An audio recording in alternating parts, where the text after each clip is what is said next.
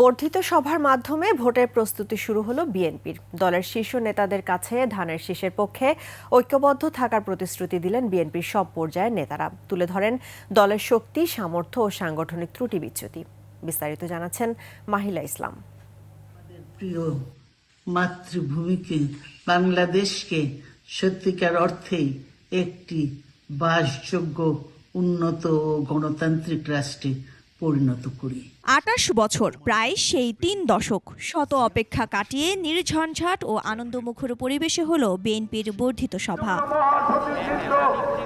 অধিবেশনে তৃণমূলে নেতাকর্মীরা ঝাঁপি খুলে বসেন ফ্যাসিবাদ বিরোধী আন্দোলনে, সংগ্রাম আর নিপীড়নের।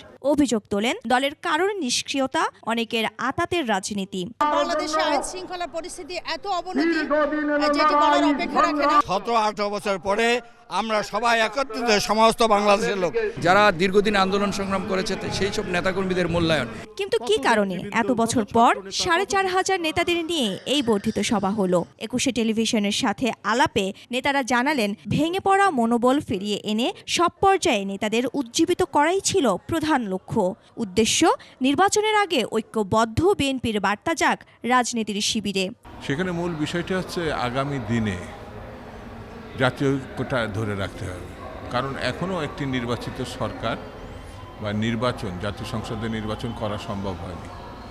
এই ফোকাসটাকে প্রাধান্য দিয়ে, অর্থাৎ আমাদের যে বন্ধুভাবাপূর্ণ, যারা জাতীয় ঐক্যের ভিত্তিতেই ফ্যাসিবাদকে, স্বৈরতন্ত্র বা শেখ হাসিনাকে বিদায় করেছে, তাড়িয়েছে, সেই শক্তিকে এখনও এক জায়গায় থাকতে হবে। বিএনপি আগের মতো হলে অসুবিধা।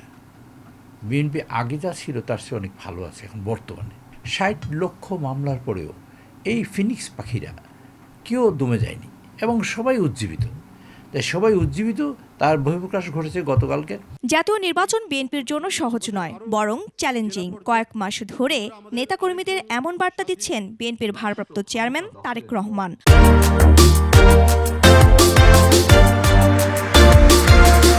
মূলত সেই চ্যালেঞ্জ কিভাবে মোকাবেলা করে নির্বাচনী বৈতরণী পার হবে বিএনপি, বর্ধিত সভায় তাই নিয়ে আলোচনা হওয়ার কথা জানান স্থায়ী কমিটির সদস্য ইকবাল হাসান মাহমুদ টুকু।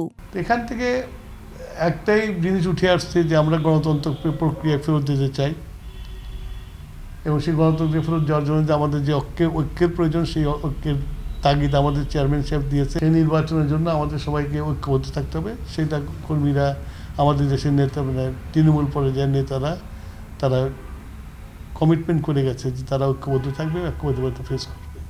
জামায়াত সহ ধর্মভিত্তিক রাজনৈতিক দলের পাশাপাশি সদ্য ঘোষিত নাগরিক পার্টির কার্যক্রম গভীরভাবে পর্যবেক্ষণ করছে বিএনপি। নতুন বাস্তবতায় দলের পরিকল্পনায় নতুনত্ব আনারও পরামর্শ এসেছে বর্ধিত সভায়। বাংলাদেশ একটা মধ্যপন্থী দেশ, মডারেট দেশ, সবার জন্য যার যার ধর্ম শেষে পালন করবে। মাহিলা ইসলাম, ২১ টেলিভিশন, ঢাকা।